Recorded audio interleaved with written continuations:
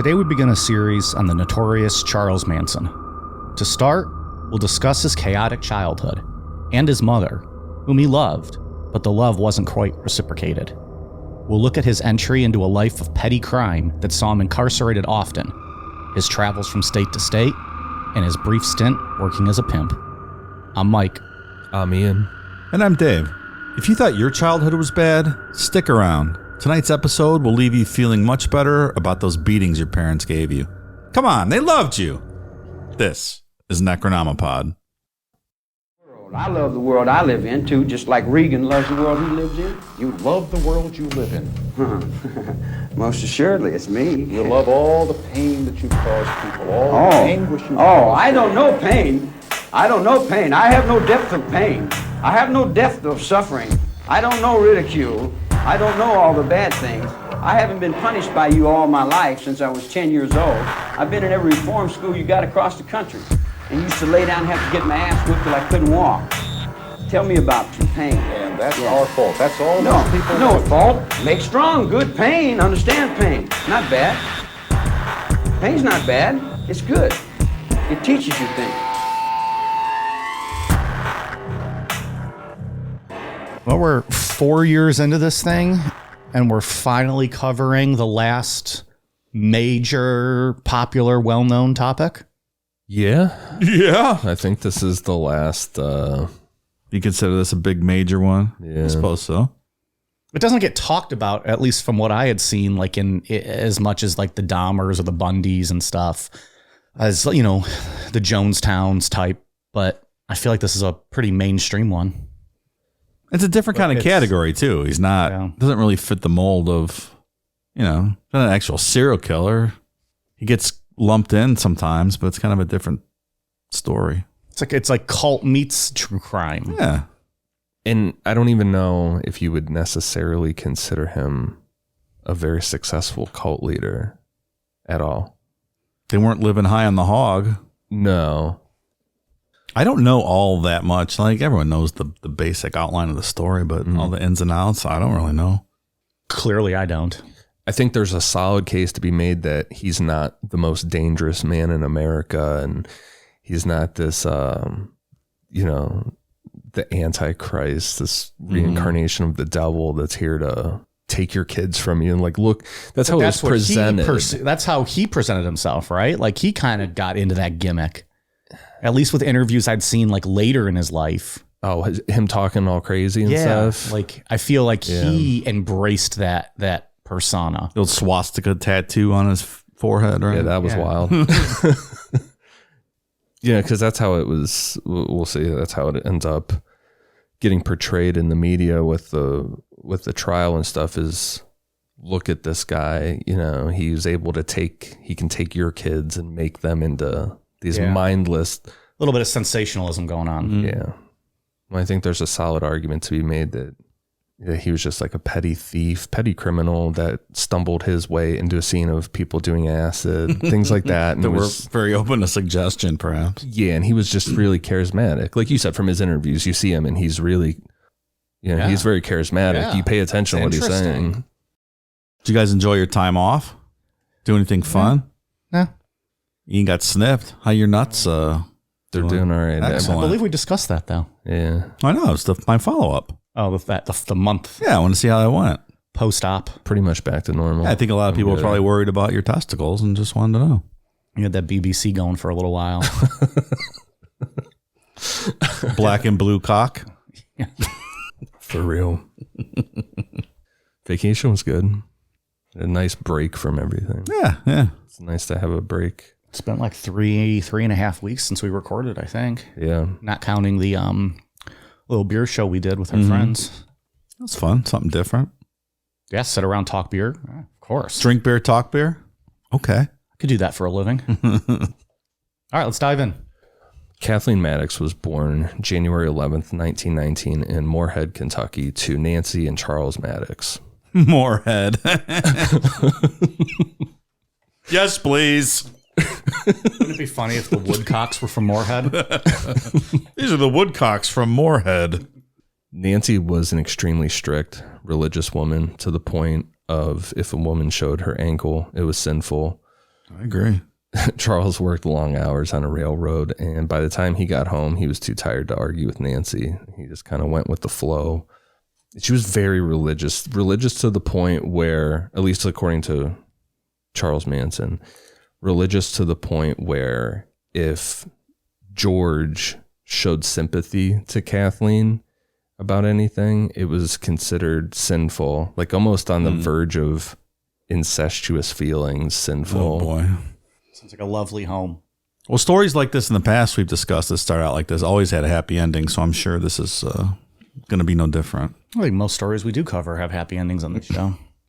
In 1933, Kathleen ran away from home and ended up in Cincinnati, Ohio, where she started a relationship with a guy named Colonel Walker Henderson Scott. Scott worked in steel mills and was well known to people in town as a con artist, but Kathleen didn't know that. Scott had Kathleen believing that he was an Army colonel, but in reality, he wasn't. His first name really was Colonel. I like how everyone in town just kayfabes it too. They don't even go help this girl. They're like, Oh, yeah, she's dating the colonel. Gonna learn today. Go smarten her up. Jeez. Awesome first name, by the way. Colonel? Yeah. You like that? That's a cool name. Colonel Walker Henderson Scott almost sounds like it's straight out of the Civil War. You got like mutton chops to go with it. You have to, right? Your parents are aiming high when they name you Colonel, right? Like if you have a dopey kid, you're gonna name him Private. But if you're naming your kid Colonel, you're putting it out there that he's gonna be somebody. And I mean, was that a common name back then? I've never heard that before. Yeah, I've never heard of somebody being named Colonel. It reminds me of Dr. Bliss. I think it's Bliss, was the doctor that treated President Garfield when he was shot. And his first name, Dr. Willard Bliss, but his first name was actually Doctor. Doctor, that's right, yeah. And he became the doctor. I remember that. Things did not go well for him after his treatment of Garfield. Let me jam up my arm up to my elbow in your back. It'll be all right. Also, the only acceptable middle name for someone named Colonel is Angus. Colonel Angus. They failed. They messed up on that one. Kathleen ended up getting pregnant, and when she told Scott, he said that he got called to Army service and he left town. Then about 3 months before her due date, Kathleen started a relationship and moved in with a guy named William Manson, who was about 10 years older than her. Fast forward to November 12th, 1934. At 15 years old, Kathleen gave birth to a boy who left the hospital as No Name Maddox. That's what it's on his birth certificate. That's a cool name. I like that. No Name Maddox? Yeah, it sounds like the, pitcher from the 1900s that minor league greatest pitcher alive, pitched a perfect game, and then no one ever saw him again. No Name. Old No Name Maddox. It's legendary. Now you just have me thinking about Greg Maddox and all the times he kicked our asses in the 90s. The Braves. That's the first thing I thought of when I go, that'd be a cool name for a is pitcher. it? Yeah. Fucking hated Greg Maddox in the 90s. Him and fucking Chipper Jones. Ugh, Chipper Jones. I forgot about that guy. Yeah. Sorry to bring him back in your life. He's the one that, when he was playing in the Yankees, talked about being on the subway in the Bronx and all the minorities and the gays and whatever else you run into. Didn't he get in big trouble? Oh, Chipper I don't Jones? remember that. In some interview? I don't remember him playing for the Yankees. No, like he was in New York playing the Yankees when he with was the against Braves. him. I see. Had some not too kind things to say about the New Yorkers he ran into on the subway. That's not very nice. It's rude. Later on, Kathleen decided to name the baby after her father, Charles. And once Kathleen married William, the baby assumed his last name, Manson. So we have Charles Manson born. Might give him the CSI Miami, calls for it. We got there. They incidentally, when Cactus Jack, WWE wrestler Mick Foley, was first starting out and got his name Cactus Jack, his first name was actually Cactus Jack Manson because he kind of resembled Charles Manson. Given, the kind of person Mick Foley is, like one of the nicest dudes, and I think in pro wrestling, he did not love that name and dropped it as quick as he could. I was listening to Howard this morning in my car, and he was talking about what idiots wrestling fans are. I was laughing my ass off thinking about you guys. What kind That's of funny, too, fucking 'cause- IQ do you have to watch this fake bullshit? He was just going on and on. I guess Howard Stern doesn't watch movies either. Someone forgot to tell him it's fake bullshit. You get so mad when people say Yeah, it's because it's the fake. dumbest argument. Every TV show is fake. Someone's like, What's well, crazy- people get hurt in wrestling. He's like, yeah, if they don't know how to fucking wrestle or something like that. He's not wrong with that. That's fair. He used to have a bunch of wrestlers on too. Back in the day. Yeah. I don't know if he still does, but I don't think so. yeah. It's funny. The relationship between Kathleen and William didn't last long, like only a month or so. However, they weren't officially divorced until April 30th, 1937. Once that relationship ended, Kathleen took Colonel Scott to court for child support, which he settled with Kathleen and agreed to pay her monthly. But he ended up not paying her. I think he paid her like a total of $25 What in a total. dick. This is where the idea that Colonel Scott is Charlie Manson's biological father comes from, but no one knows for 100% sure. Does he go by Charlie? Is that why we're calling him Charlie? Everything calls him Charlie, Everything's so Charlie? it's just like Okay. stuck in my head to just call him Charlie. I like it. So, like I said, they didn't get divorced for like 3 years afterwards, but once Kathleen left, she took Charlie back to Kentucky and she went off the rails. The way Charlie tells it is that Kathleen had a lot of living to do before she could settle down and take care of him. He's different than other high-profile serial killers, cult leaders, whatever, he is exactly. But most of them resent their parents, at least one of them, that abused or abandoned them. But Charlie loved his mother very much. Everything written about Kathleen says that she worked as a sex worker, which I think it's pretty safe to say that she did. But in his book, he's quick to defend her and say, no, she's a flower child born 30 years too early. It's more about calling her a whore. He says the word whore a lot throughout that book. Like, she's just a flower child of the 30s. She's not a whore. Okay. You're rationalizing things to yourself. Yeah, there's a lot of rationalizing about his childhood in his book. Part of the living that Kathleen was doing was going on weeks-long drinking binges with her brother Luther. They would leave Charlie with her parents or one of her other siblings, and other times she would leave Charlie with a random babysitter, and members of the Maddox family would have to go out searching for him. One time, Kathleen had Charlie sitting on her lap at a bar and got into this conversation with a bartender about how the bartender wasn't able to get pregnant. Kathleen said, "Give me a pitcher of beer and he's yours." The bartender gave Kathleen a beer and she just handed over Charlie. That's how you win a trade. That's good negotiation. Kathleen came out the winner on that one. No Take responsibilities. that fucking pitcher of beer. Yeah.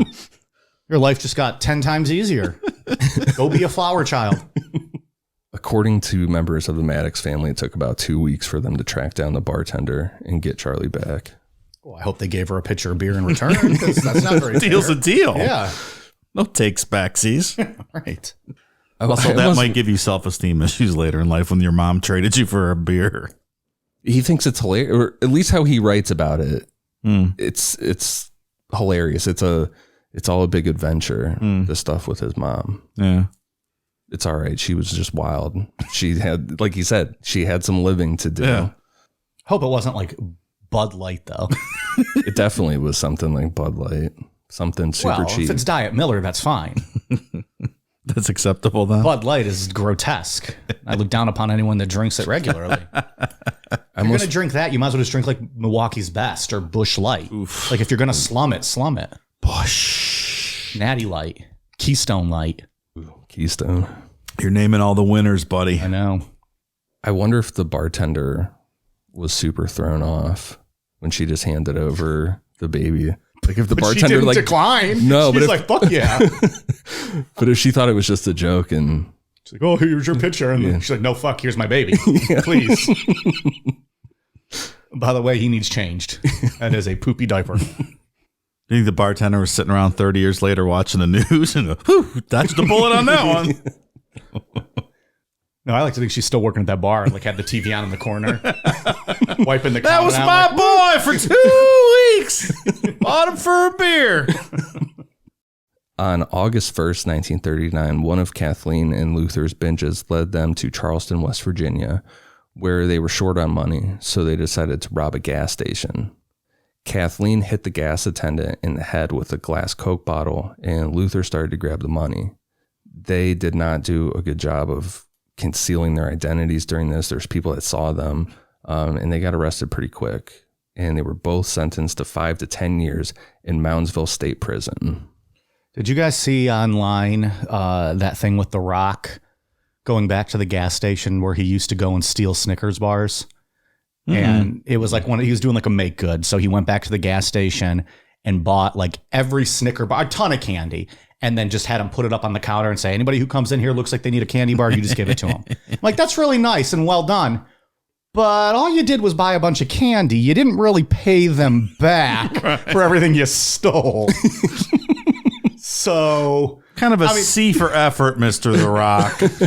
Your head's in the right place, but you still stiffed them on all those Snicker bars. It's like, yeah, that's a great idea. Right. I didn't really think that one through.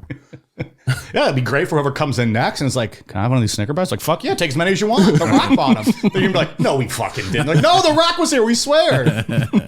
But I was like, well, that's great. He bought all that candy, but you didn't really pay them for the stuff you took. Look, he probably gave them more, but that's not what was in the article. Hope so. I think he can afford it. I think. Charlie said that he remembered his grandfather breaking the news to him that Kathleen was going to prison for a long time, and that Charlie would be living with them for a while. His grandmother, Nancy, still did the strict religious stuff, but Charlie was babied because of the situation.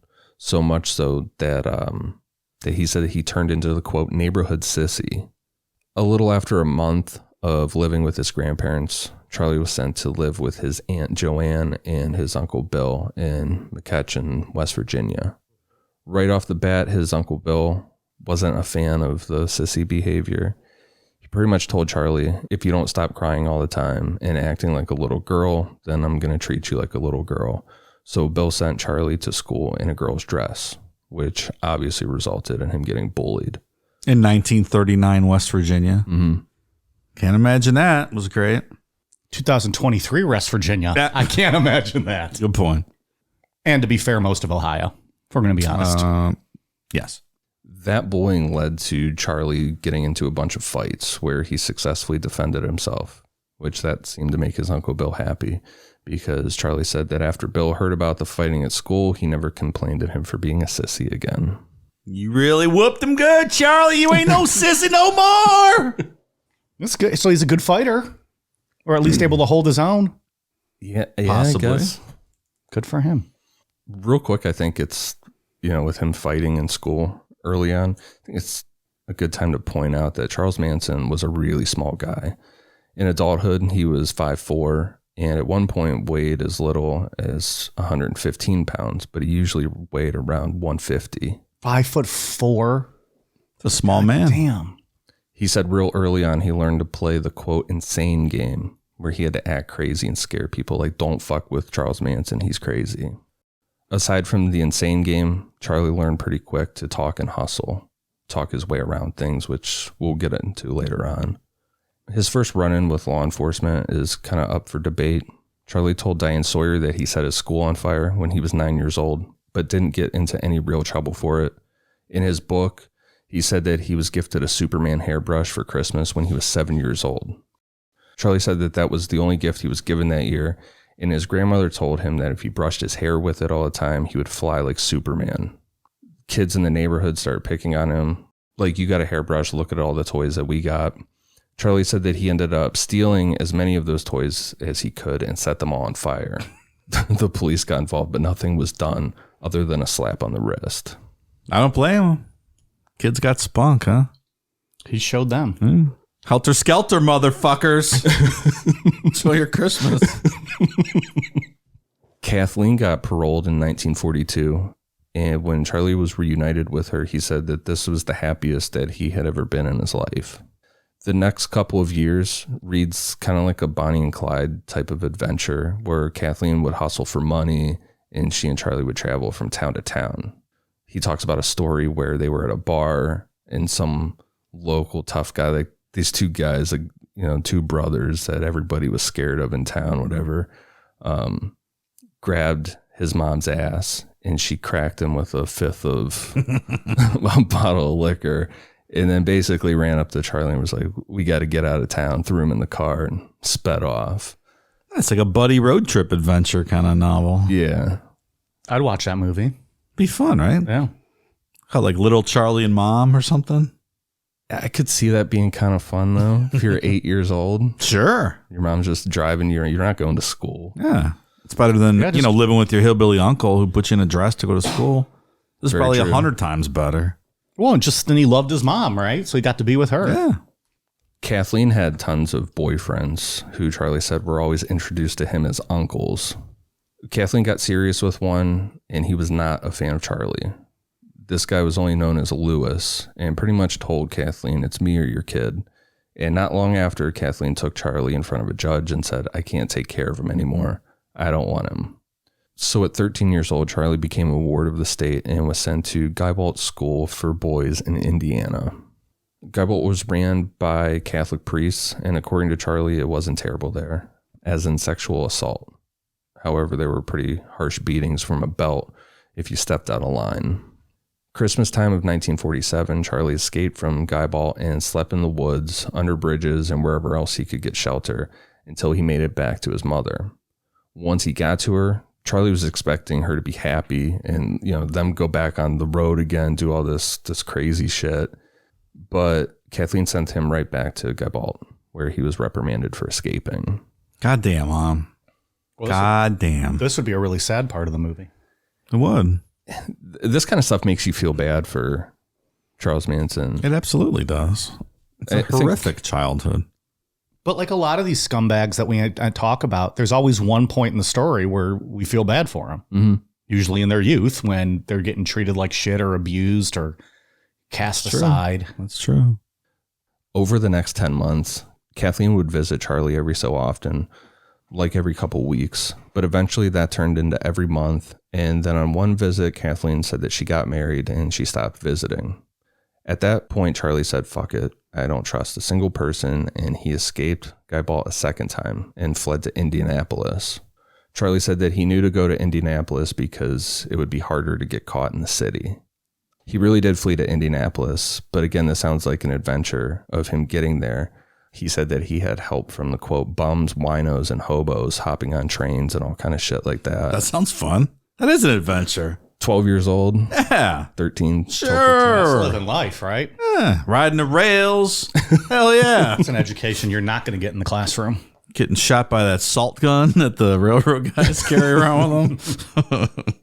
Once he got to Indianapolis, Charlie robbed a grocery store for food, but under the counter, he found a cigar box with a little over $100 in it. He used that money to rent a room on Indianapolis's Skid Row to buy food. He got a job delivering letters for Western Union and tried to stay out of trouble, but pretty quick, he was back to petty theft. It's crazy, but at 14, Charlie was able to survive on Indianapolis's Skid Row for almost a full year before he got caught for petty theft. In 1949, a judge sent Charlie to Boys Town in Omaha, Nebraska. And after 4 days at Boys Town, Charlie escaped with another kid named Blackie Nielsen. I'm pretty sure that is not his real name. How much of this story is confirmed? This is all just his eyewitness story. There's some good names in here, good adventures. So he really did go to Indianapolis, and he was arrested there for petty theft. Like that's for real. And as a result of that, that's why he was sent to Boys Town in Nebraska.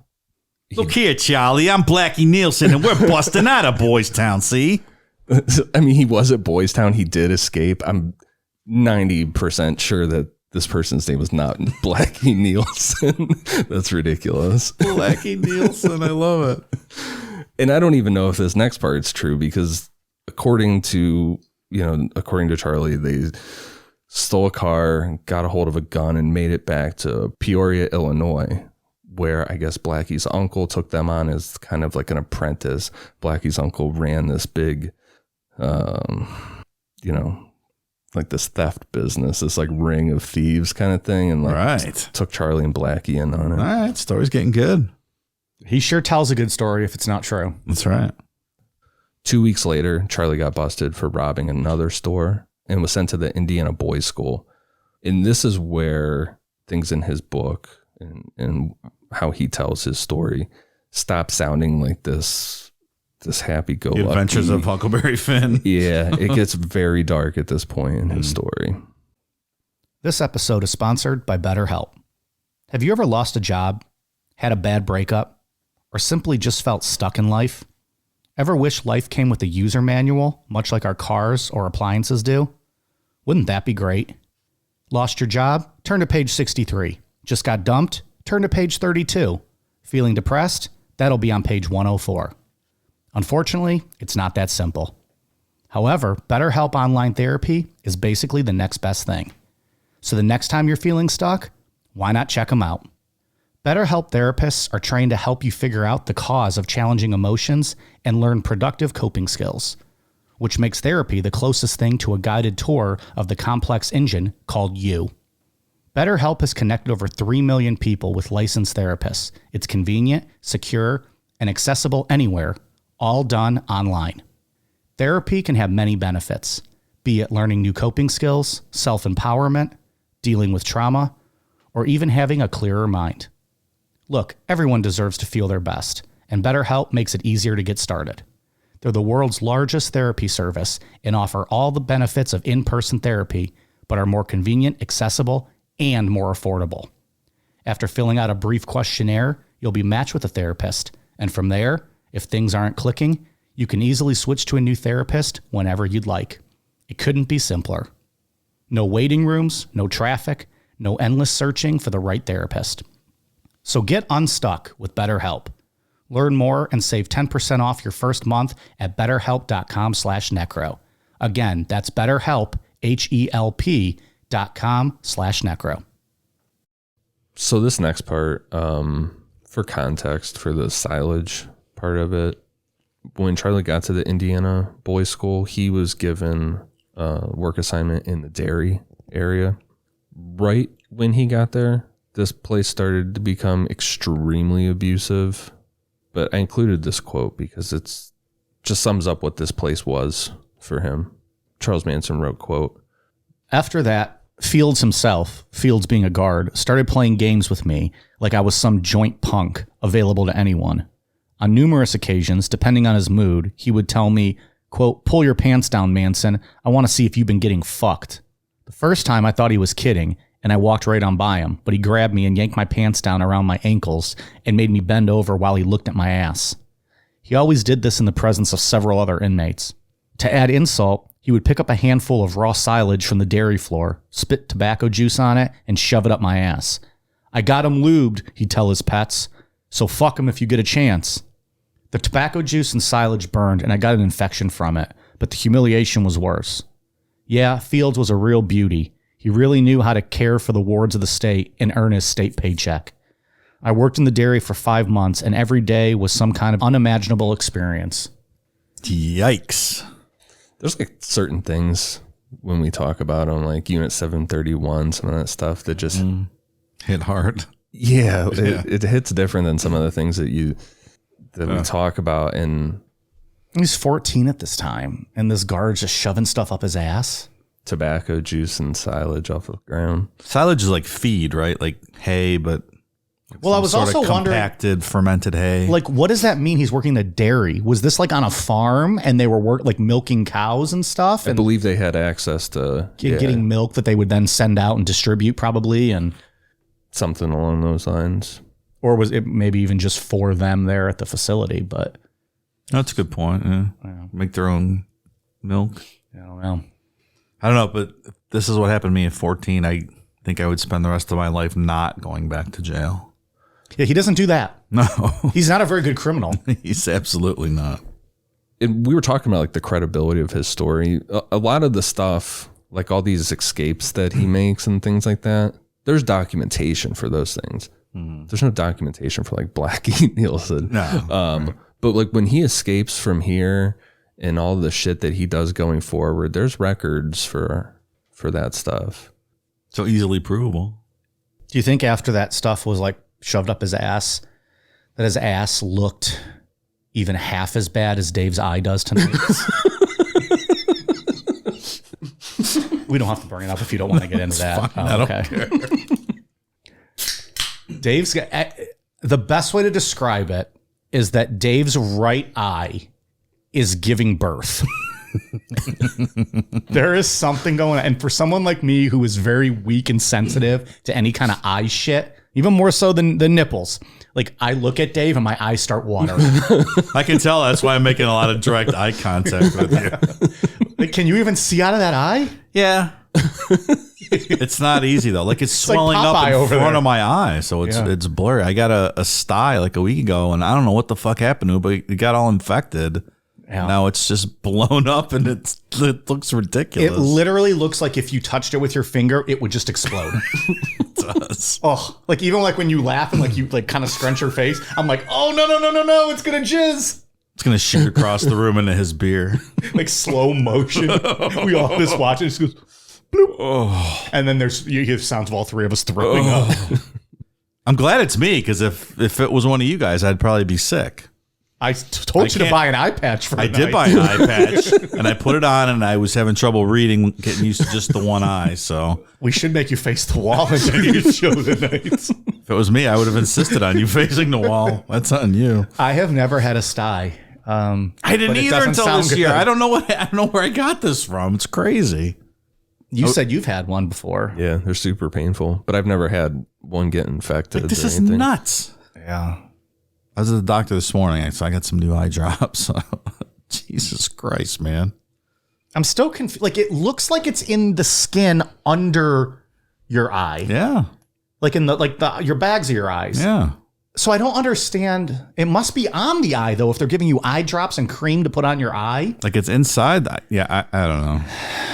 I think the infection, that's just where it goes. I think it's like a clogged tear duct or something. I haven't cried. I could in be a while. making that up completely. Well, that eye's been leaking, so you're getting all those tears out. My eyes are leaking now. Like when this stuff starts happening, it feels to me like my eyes start feeling like someone's cutting onions. Like I get that tingling in my eyes, and like I have to keep blinking. It's horrific. It's not good to look at. I mean, it doesn't. It looks. Did you go upstairs and clean it just now? I had to go put an eye drop in. Oh, okay. Because before it looked like you could tell a difference. Like it almost looked like it went down a little bit. Yeah. I don't envy you. Between his balls, your eye. I don't know. I guess I'm next. I guess. It is horrific, though. After multiple failed attempts to escape the Indiana boys' school, Charlie successfully escaped in February of 1951 with two other boys. There's one that he talks about in his book that's pretty crazy. Talks about one escape where he was able to get down to a river. Like there was a body of water there. He noticed that people saw him, so the guards were on either side of this river, and he was in the middle. He's like, there's nowhere else to go. Like I either drowned or I go back and take it, and had to swim back over. Jeez. Guess he didn't get swimming lessons as a young man. Maybe he tried, but he was like you, it just didn't take. Yeah, maybe so. So Charlie and these two other boys stole cars and robbed gas stations headed for California. They made it all the way to Utah before they were arrested. Since driving a stolen car across state lines was a federal crime, Charlie was sent to Washington, D.C.'s National Training School for Boys. He said that after the Indiana Boys School, every other jail or prison seemed like a retirement home, especially federal facilities. He said federal facilities are a breeze compared to... Well, anything's a breeze compared to getting silage and tobacco juice shoved up your ass. I would agree with you, yeah. And rape, I mean, not just saying fuck him if you get the chance, but like rape, tons of rape. Like he got raped a lot. So... yeah, anything's better than that. Here you go, making me feel bad for Charlie Manson again.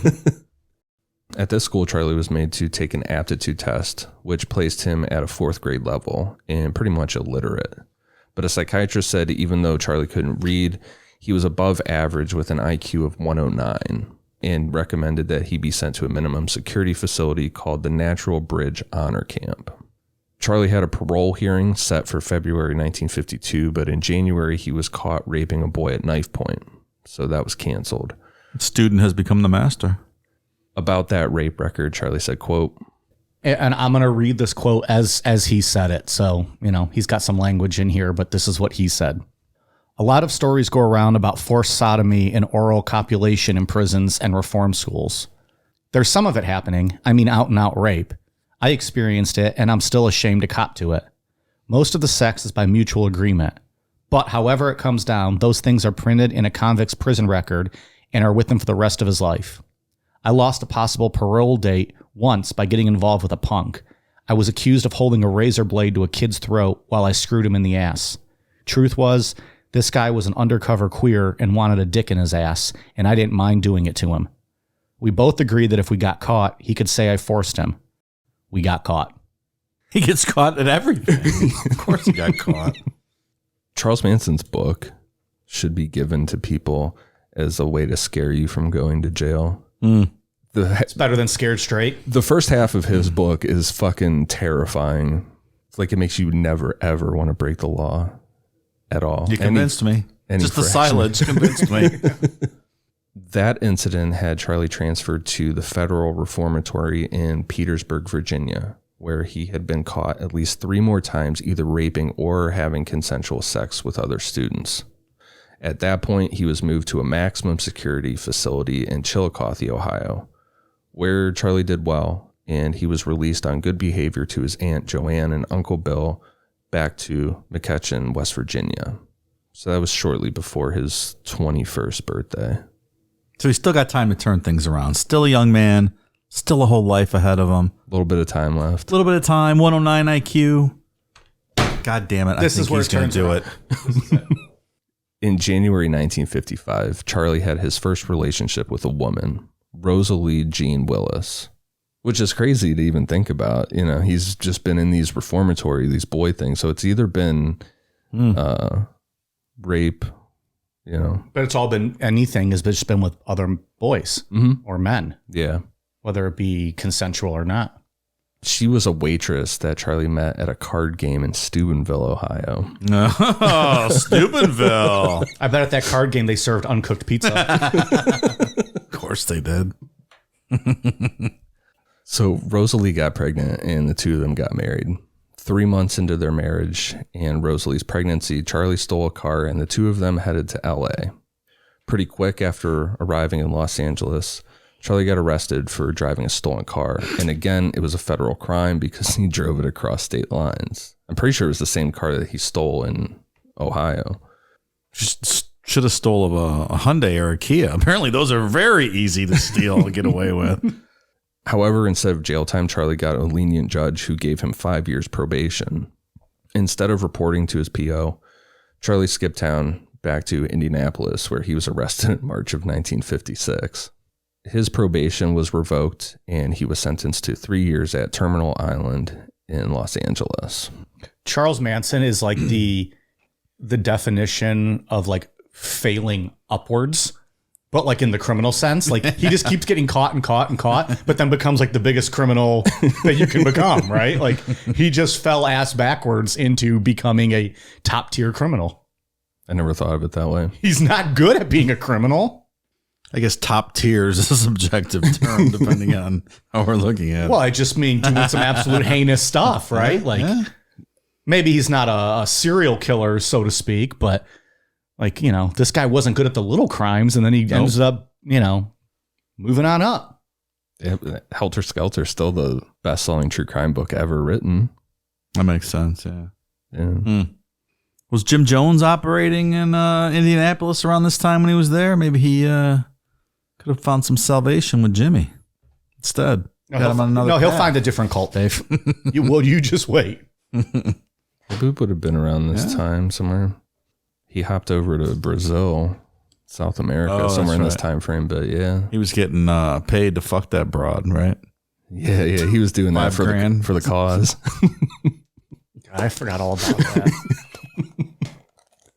These cult guys. I gotta become a cult leader. You just start saying shit. Yeah, I'm gonna turn Cucks Across America into a cult. I think you could probably do that pretty easily. So now you have to pay me. And I'm going to fuck your wife. But then you also have to listen to everything I say. Like wrestling is real. Movies are fake. Pretty sure the Howard Stern show's fake. It's scripted. They write it all out ahead of time. Go tell everybody I'm going to fuck your wife. That'll be $500. Also, you no longer have belongings. We're going to go live in an Embassy Suites. Belongings. That's our compound in Embassy Suites. Every room on every floor. Yeah. Still a fantastic hotel for the price you pay. I think we've talked about this before. You're a fan. That manager special they have. You get some free drinks. Yeah. Anyways, coming soon. While Charlie was at Terminal Island, Rosalie gave birth to their son, Charles Manson Jr. Also, his mother, Kathleen, came back into the picture for a bit. Rosalie moved in with Kathleen, and the two of them raised Charlie Jr. together. However, in March of 1957, the visits from Rosalie stopped, and Kathleen told Charlie that Rosalie was living with another man. Less than 2 weeks before he had a parole hearing scheduled, Charlie tried to escape by stealing a car. He got out of the walls and was able to get into a car, but was caught. And he was given another 5 years probation, and that parole was denied. Poor guy. Is Charlie Manson Jr. still kicking it around these days? Maybe we can talk about him, look him up at the end here. I don't know. He's got another son coming up next week. Okay, great. All right. Some lineages that just need to keep going on and on. So I'm glad he procreated. You're putting this in that category? Oh, yeah, definitely. During his time at Terminal Island, Charlie really looked up to the pimps and wanted to figure out how they operated. He listened to everything that he could learn from them, and when he was paroled in September of 1958, he immediately started looking for a girl to pimp. By November 1958, he was pimping out a 16-year-old girl, but wasn't as successful as he hoped to be. To make ends meet while trying to be a pimp, Charlie was arrested in September of 1959 for attempting to cash a $37.50 U.S. Treasury check. For this, he received a 10-year suspended sentence and was sent on his way. God damn, man. Pimping ain't easy. So, Sure ain't. Now, the way that he talks about this is like the man's coming down on him for trying to cash a $37 check. It's like there's a lot of other things going on behind the scenes that you've been doing. It's not just a $37 check that's the issue. His divorce from Rosalie was finalized the year before, in 1958. And as soon as he was let off with the suspended sentence, Charlie married a woman that he ended up pimping out named Leona. Charlie heard about a big convention going on in New Mexico, so he took Leona and another woman down there to have them do sex work. Was it a Roswell convention? Possibly. See? So it was a weatherman convention. Look at all these weather balloons. Meteorologists saw it from all across the country. Charlie was not a good pimp. And pretty much as soon as they showed up in New Mexico, he was questioned under the Mann Act, which was, from my understanding, like an early sex trafficking law regarding like taking prostitutes or sex workers across state lines.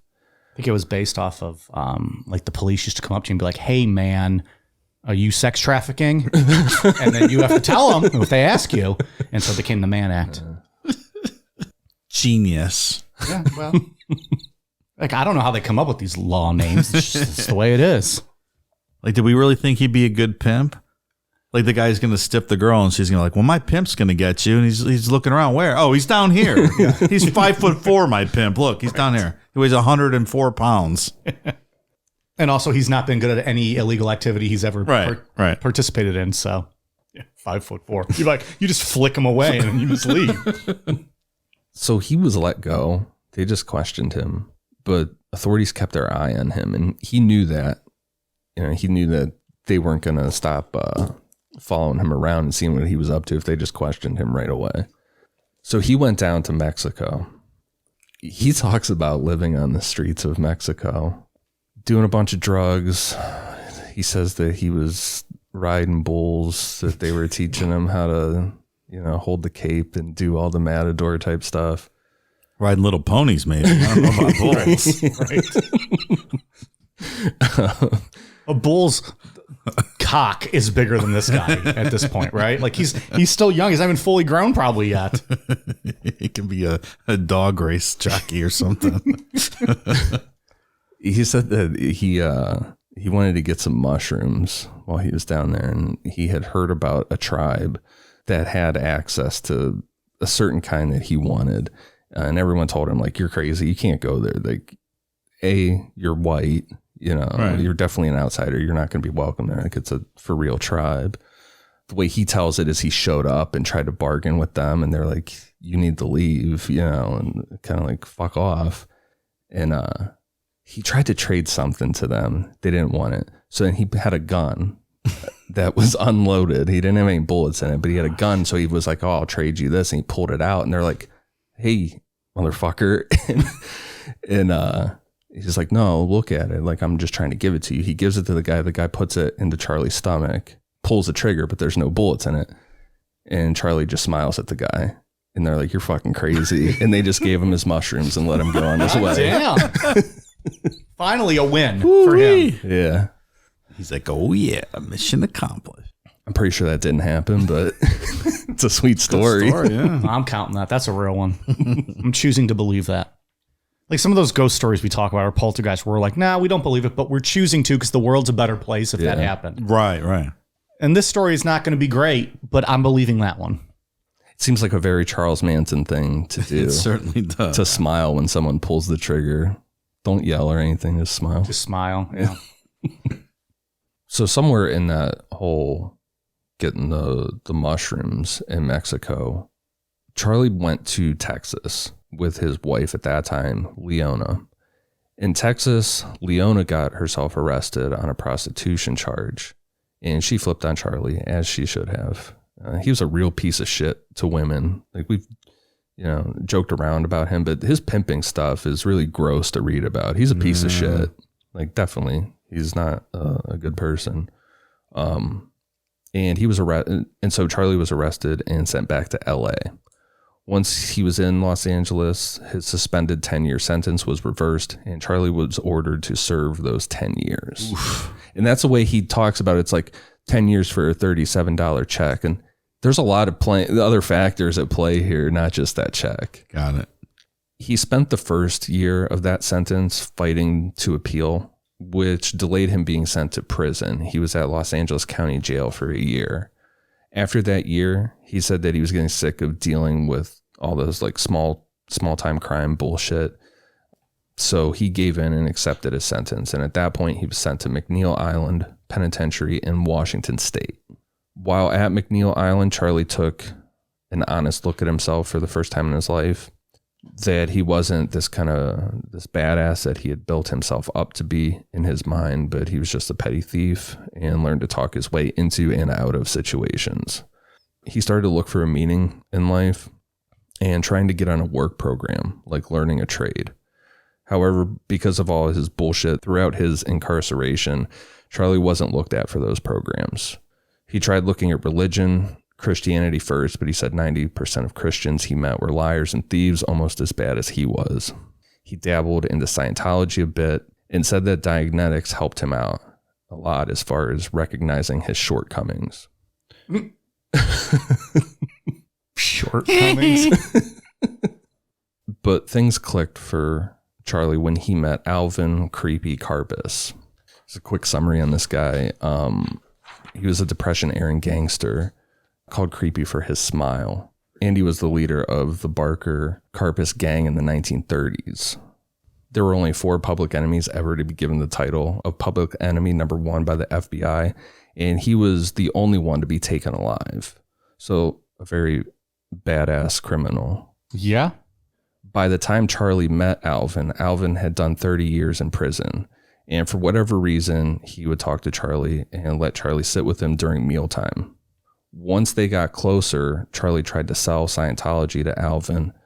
And Alvin was basically like, kids, stay away from all that bullshit and listen to what I have to tell you. And according to Charlie, Alvin kind of passed along his criminal wisdom to him. It's a good slogan for Scientology. We're too crazy for Charlie Manson. So Alvin helped him learn how to play guitar while he was in prison during this time. That's nice of him. He always he wanted to get on the work schedules, like we talked about, like welding or something like that. And because he fucked around so much and his record was terrible, he always got denied, and music was not considered a work program, but he figured out a way to get himself, a guitar and be able to do that. Broadening his horizons. I think he's going to turn himself around soon. Part 2 is going to be all happy stuff. Yeah, I think his big music career. Everything changed for him with music.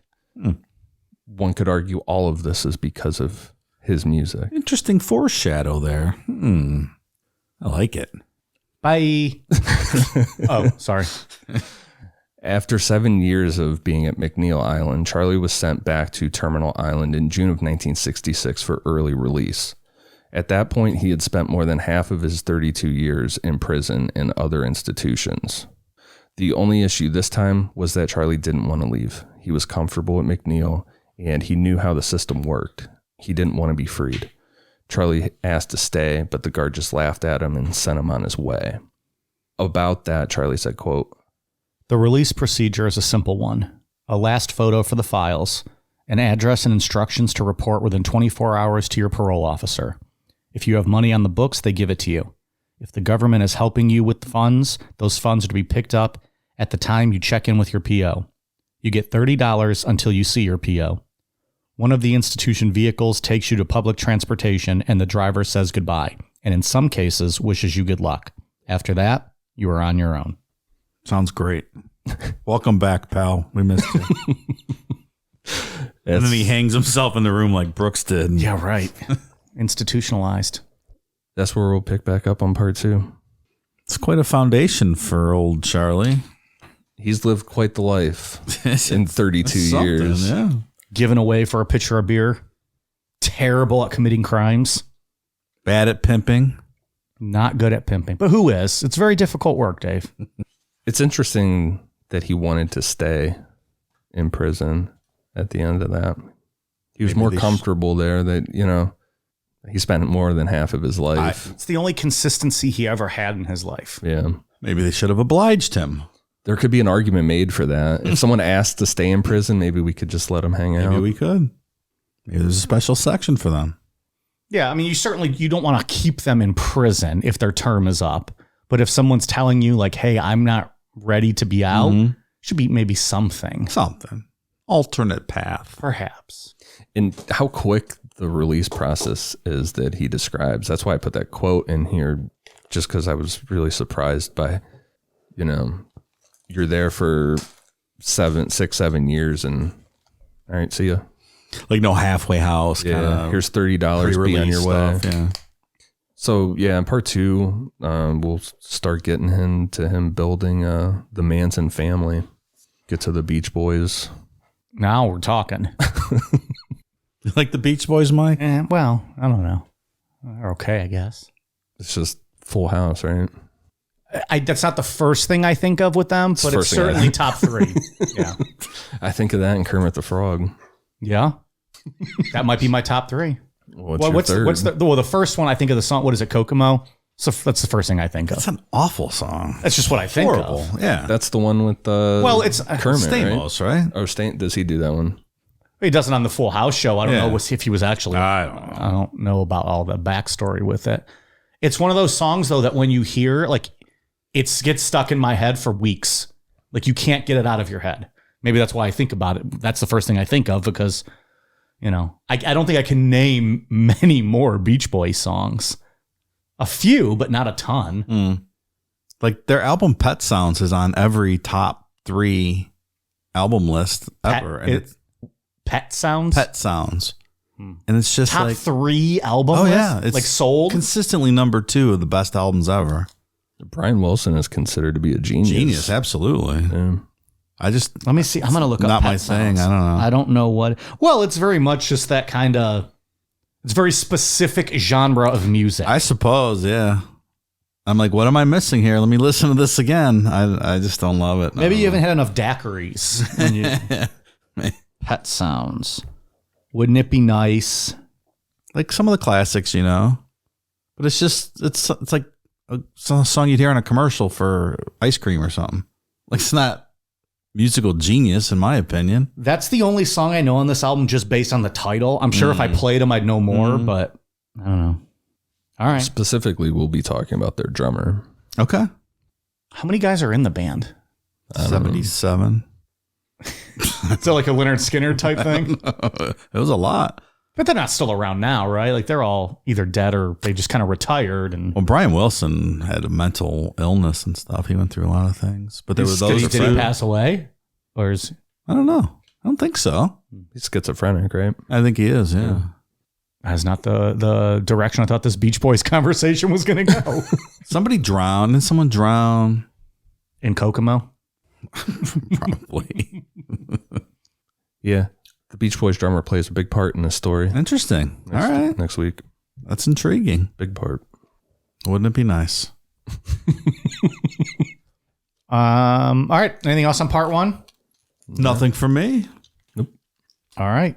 I might as well just go take a piss break with the amount of names Dave has to read next. Got some shout outs here from way back in the beginning of December since we've been off for so long. I'm not going to read all of them. I'm going to split half and then roll half into patrons next week. So You should probably say that one more time for all the patrons out there.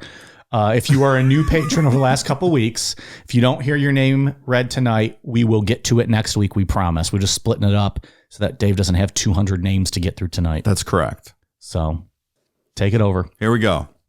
Jeff C., Meredith Bowman, Zan Gantar, Mike and Ian RKO's Dave through tables, Mackenzie, Emily Wheeler, Alex Poller, Jason Stanley, Jesper Nilsson, Chris Cabot, Spencer, Logan, Madison Hightower, Ellie Finnegan, Lil Butcher Boy, a.k.a. the Meat Beater, I think he likes to masturbate. Summer, Ashley Henderson, McKenna Wicks, Adam Fletcher, NASCAR sucks, Mike. Brutal. They must be a Howard Stern fan. William Heaster, Ranch Mole, William Beatty, Haley McRitchie, Matthew Carroll, Ashley Bunker, Jessica Hall, Lee Ramett 69, Pernilla, Yesfo, Nikki Poo 9919, Jess, Carrie Scott, Jwaza Bullfrog. I feel like Jeremiah was a bullfrog. Jay was a bullfrog, I guess. Sorry. Jay was a bullfrog. What did you say, Jay Waza? I was just reading it all together. Jawasa Bullfrog. ZRW 5150. Brand Dizzle. Colton DeLong. Derek. Stacy Velez. Cybex Kitty. Brandon O'Brien. Jacqueline Twifford. Mike Wasabi. S. Rosebrock. Midnight Muffin. Taylor Bell. Marley Harper, Mason Armstrong, Twisted Woodcock, Sylvia Beltran, Matt, Howie Feldersnatch, Dave, that's yours. Taylor Campbell, Sawen Wapapa, Necronama Bob, Nicole Smith Bosch, Denise Seppi, Alex, Jessica L. Alexander, Devon Lehman, Eva Lynch, Caitlin and Kristen are besties.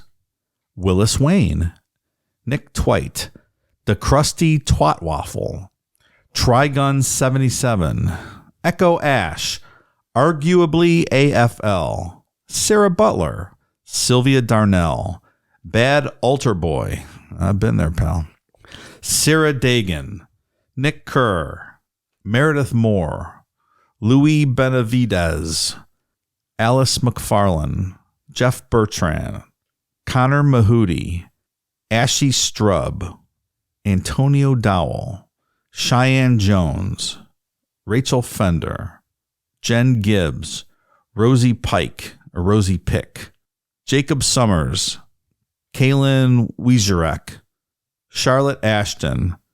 Listen here, Pilgrim. Mike's clit is in John Wayne Gacy's crawl space. It's a very specific thing. I love sucking big juicy cocks raw. I bet Dave won't put that on the soundboard. I bet he will. Caitlin Garman. Mike, please come back. My mom says you're my dad. Nope. Margaret. Still waiting for the island. Hashtag DIM. Hey, would you blow me? Terry Link. Nick Messner. John Bounds. Tyler Brammer. And crapping ass. Thank you so much to all our new patrons. Like I said, we'll get to the second half of the patron list next week. So, so we don't force it. Yeah, that's not a bad thing, right? Too many patrons? Yeah. That's all right. It's an okay problem to have. But yes, don't feel bad if we didn't get to you tonight. We will get to you next week, promise. We'll get there. Bear with us. Ian, what do you got? For iTunes, I have a shout out for 28388, Film Grip 0311, Mike Didn't Pull Out, B Random K, Rockin' Rosie, and Banana Gina. And thank you guys for the awesome reviews. Dave, you got anything else? Yeah, I have some foreign ones. I'm going to apologize though, because they don't last very long on this list, and I wasn't keeping track of them for a couple weeks. So if you hit us up 3-4 weeks ago, I'm sorry, you're going to have to do it again because I'm not able to see them anymore. But I have Janlu09 from Australia. This total morons. I'm not going to read that one. We've been called worse. Sam Bamam from Ireland, and La Lick from Canada. Oh wait, it does go back now. Mr. Nacho Man from Canada. Ooh yeah. Gia 201077 from Great Britain. Town CD from Canada. Bombastic Zaza from Australia. And I think that brings us current from last time. Thanks for the awesome reviews, guys. And now we're all caught up with the international ones. Yeah. That was cool. I think they used to take them away after like 10 days, but they're still there. Military? I have a couple military shout outs. Edward Going, retired Army vet. Nicholas Stam, retired Marine Corps vet. And Tyler Chenoweth, retired Navy vet. Thank you so much for your service, guys. Good stuff. Yeah, thank you. I do have a couple of other shout outs, people that sent us things over the holidays. Shout out to Faith from Virginia Beach. She sent us those mugs and calendars with her artwork that she took over various places in Virginia Beach, I guess. Yeah, very cool. Awesome. And then a shout out to Sean, who sent us a Chase Elliott hat and was it a signed hat and signed photo of Chase Elliott over there? Yeah, we got it on our little gimmick shelf over there. Hatton. I forget what the pictures are called, but they have a specific name. But yeah, oh, okay. Little Chase Elliott signed picture and hat. Very cool. Loved it. Thank you. One other thing to mention. I know. Do you guys remember when we were talking about the charity donations? Like before the holidays, when you go to the store and like, hey, you want to donate $1 to the dog's nuts health? Yeah, I remember when you buried that whole system in Dave. Yeah. You went on a whole rant about that for about 25 minutes. Well, we were just speaking off the cuff and saying that they're probably taking the tax deductions on their own corporate taxes. We were informed by a credible CPA who is also a patron that absolutely does not happen, and they do not take those tax deductions. So we're going to see your name up at Drug Mart, Dave? No, I still won't. It's still fucking rude as shit. But it's still a scam. Because after we got that email, I was looking around and CVS actually just got fined. So they weren't actually taking the deductions, but they had already promised a specific millions of dollars to some charity. Mm. So then they were doing the soliciting and using that money to fulfill that obligation that they already had on the books. Oh. Which is fucking fraud. Yeah. Fuck you, CVS. You were so much cooler when you were Revco. Like, that's absurd. Yeah. There's a lot of tomfoolery going on with that stuff. So even the fucking things at Walmart ask you, the self-checkout lines pops up and asks you if you want to donate something. Now, Not donating anything. I give Walmart a 1 star every time I go there. Yeah, like it pops up on there. It's like, how would you rate your experience? I always hit 1. Yeah, you keep going. Yeah. I mean, there's prices. Yeah, I love that fucking place. It's awesome. I love going there. But the other day I was there and she was like, why do you always do that? Why don't you go to Target? I go to Target sometimes. Target doesn't ask me how I feel about it, though. What would you say about them then? I'd probably give it a 1 star. Really? Just for the hell of it. Someone once told me, and I have not noticed this, that all Targets have the same exact smell. Oh, yeah. I've never noticed that. Does it smell like Starbucks? Is there usually a Starbucks in there? Because that's what I associate. Well, I wonder if that changed now since a lot of them have Starbucks. But I don't know. I never noticed a Target smell. And I agree, like some stores have like a smell.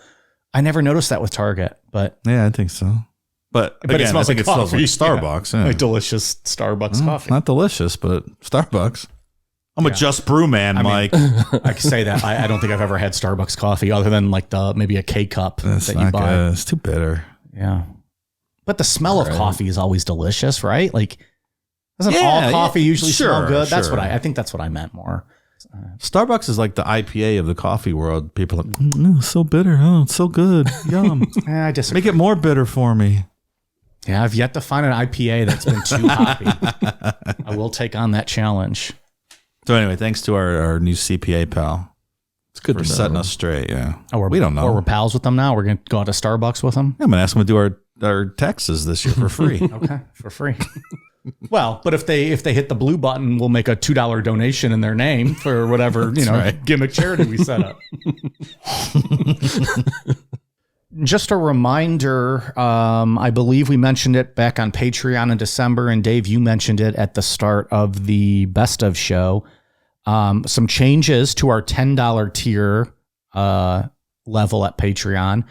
For those of you that are interested, we are going to do mixing things up a little bit. Instead of the Zoom happy hours we had been doing quarterly, we're going to change those out with quarterly live video of us recording an episode. People have been asking and clamoring for that for a long time. Could have seen my eye if we did it today. We could have zoomed right That's a missed opportunity. Yeah, shit. I got to put it right up into the camera. Oh, yeah.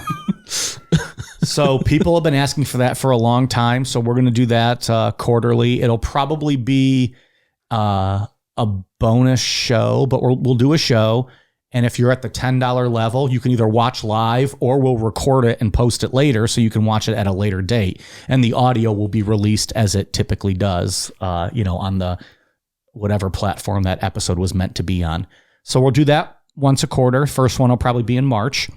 We're going to continue. We're going to do kind of a mix of 3 different shows throughout the year for that extra $10 show. We're going to continue with the wrestling show that seems to be popular. People like that. So we're going to do that. We're going to do Dave's Unknown Wildcard Show. Yeah. Which is going to be stories that you like, Dave, you described it as like, what's the museum show you said you like? Like, I love watching Mysteries at the Museum. And, they'll do a story on something that happened like in 1874. And I'm like, holy shit, there's no way that happened. Right. I'm gonna do stuff like that. And it's wild card because the idea started, it might be a true crime story. Might be a missing person. Yep. Missing 411 type story. Just a Dave's kind of wild card story. Something that hopefully no one's ever heard of before. And again, you'll get one of these 3 a month. So January is going to be a wrestling show. February will be a Dave's wild card. Yeah. And then March will be Mike's History Corner. We'll do a history show. Talk about jerking off material. I can't wait. So there we go. So you'll get 4 of each of those throughout the year at the $10 level. And that's kind of replacing the wrestling movie back and forth we had had. Yeah. The movie show was fun. Felt like people weren't loving it as much. So we're trying to give you more bang for your buck. I'm not sure we're movie critics. So yeah. I don't think so. I don't think so either. Those are the changes coming at the $10 level. And it starts this month. So if you're interested, jump on over to Patreon and we got that going. Should be fun. Good wrestling one coming up. I think it's going to be a fun one. We're going to do the top 5 most ridiculous and absurd WWE storylines. And we're going to, Ian and I are going to put them together, the list, and Dave's going to explain them to us. It's going to be great. It's going to be awesome. That'll be at the end of this month. Am I going to have pre-knowledge before the show or no? I think I think you should go in blind, but it's up to you. I think you should go in blind. I don't care. It's fun. I might be half blind by then anyway if this thing keeps growing. You might just have to take that eye out. So that's at the $10 Patreon level, effective now. So jump on over to patreon.com and check that out. Going to be a great fucking year. I think so. Also, again, if you have any show requests, email us. That is the only way we will really be able to document it. We like a one-stop shop for all of that to keep track. Email us at inquiries@necronomipod.com for your topic requests. We have, I think, over 700 topics currently on our list. That's a lot. Odds are if you have something you're requesting, it's probably already on our list, but go ahead and send us an email. You most likely won't get a response because we get a ton of emails, but don't let that discourage you. We are seeing and reading all of them and documenting them. So please feel free to shoot us an email. Inquiries@necronomipod.com. We are also on Twitter, Facebook, Instagram, YouTube at Necronomipod, necronomipod.com. And if you, we don't have the spring site for the merch. It's linked in all of our socials on our link tree. And you can also check out our merch on Amazon as well. No new stuff on Amazon, but Spring has all of a bunch of new stuff. So with international shipping? With international shipping on Spring. Worldwide. International shipping. So go check that out. Thanks a lot. All right, you guys ready for a cool down beer? Cheers.